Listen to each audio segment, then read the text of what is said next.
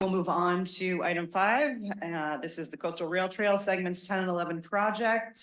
Ms. Blakeslee is here to present. Thank you. Great. Good morning, commissioners. Thank you for hearing this item. Grace Blakeslee, Transportation Planner with the Regional Transportation Commission. And as you've already mentioned, I'm here to talk to you about segments 10 and 11 specifically this morning.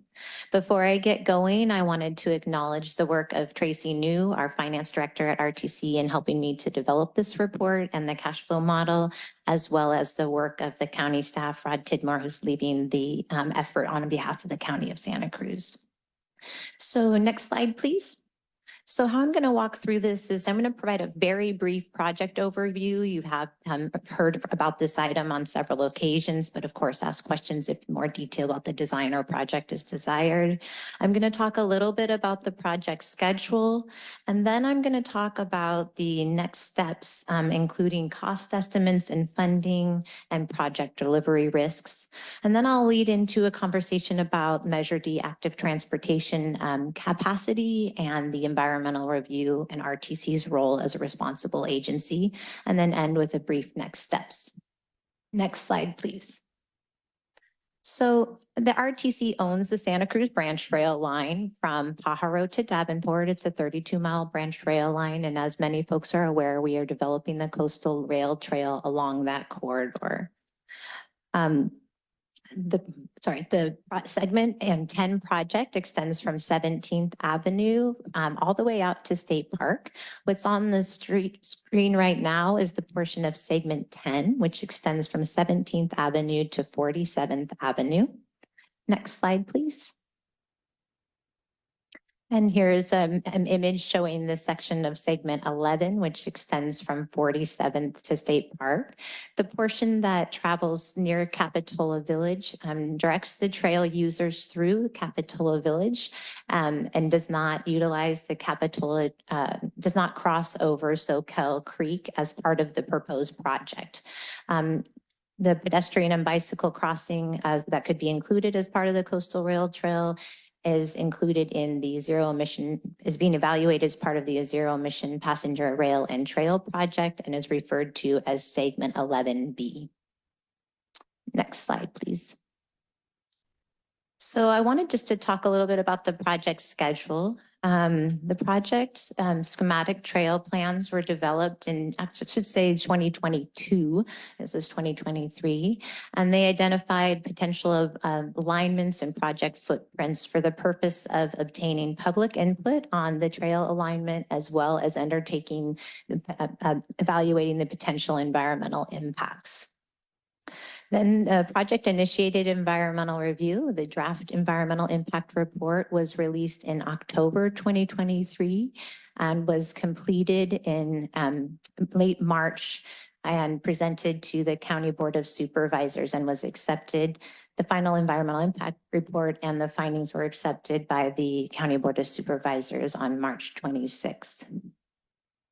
Once projects are environmentally cleared, they can move forward into final design, permitting, and right-of-way. That's the third phase that's shown on this slide. And once the final design plans are completed, then the project can be advertised for construction. So you'll hear me refer to pre-construction activities throughout my presentation, and that's going to include the first 3 phases that you see on this slide.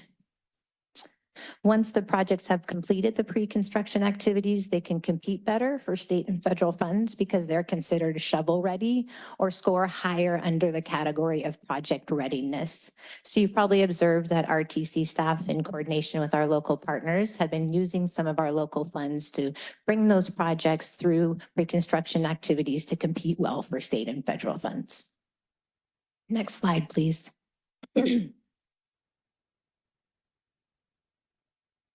So prior RTC actions have adopted a preferred scenario for transportation uses of the Santa Cruz branch rail line, under which the continuous transportation corridor is utilized for both public transportation option and a bicycle and pedestrian corridor, with public transit preferred option being passenger rail service.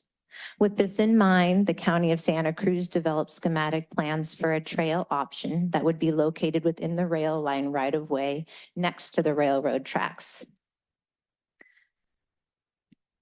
In addition to the trail alignment next to the railroad tracks, the County of Santa Cruz also evaluated another trail alignment where the trail location is located in place of the existing tracks. This alternative version, referred to as the optional first phase interim trail, preserves the Santa Cruz branch rail line for future freight service by way of rail banking and removes the tracks and places the trail on the rail line until a time when freight is reactivated. Now the project is moving forward into final design. And at this stage into the project development, it's prudent to move forward with one preferred design option. This is important because you're able to focus future financial resources on one project definition and design rather than choosing two alignments. Also, choosing one alignment demonstrates to state and federal grant programs that there's local support for a specific project. However, the RTC could consider an option to request that both alignments advance into final design to keep future design options open.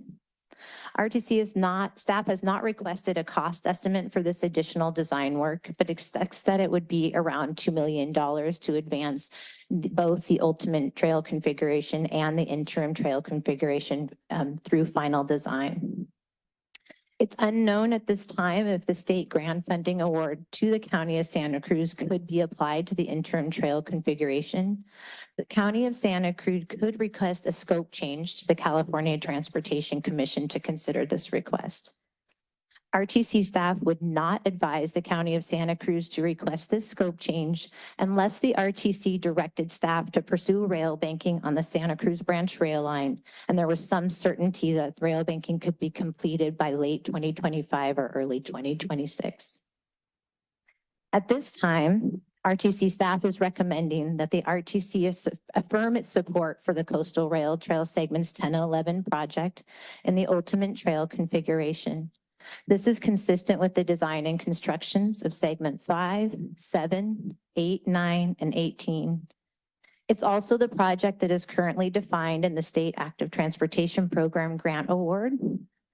And the ultimate trail configuration aims to maximize the Santa Cruz branch rail line right-of-way for future high-capacity public transit, which is consistent with the Unified Corridor Study and rail service should RTC implement rail as envisioned in the transit alternative corridors analysis. Next slide, please.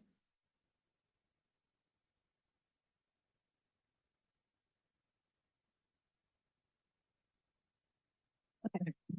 Infrastructure projects are very complex, and with every project, there are project delivery risks. Specifically, regional transportation projects like the Coastal Rail Trail Segments 10 and 11 can be extremely complex in part because of their linear nature. This includes crossing multiple local jurisdictions involving dozens of agency reviews and approval, and traversing multiple biological resources and riparian areas, which trigger the need for resource agency permits.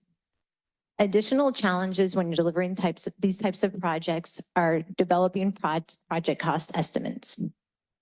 We develop project cost estimates at different stages of project development in order to create funding plans for projects that can develop over a period of 5 or 10 years and may be subject to unknown economic conditions.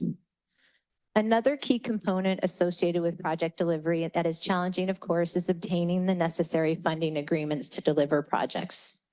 Agencies like RTC and County of Santa Cruz typically see funding packages for projects developed over time and can involve multiple funding sources.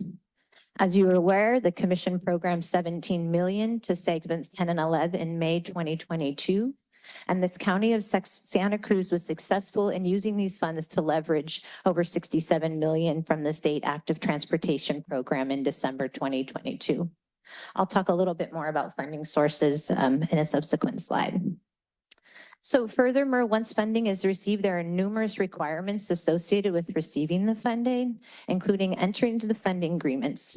So for RTC Measure D funding, the funding agreement is in the form of a cooperative agreement between RTC and project sponsors, and this defines roles and responsibilities for project delivery.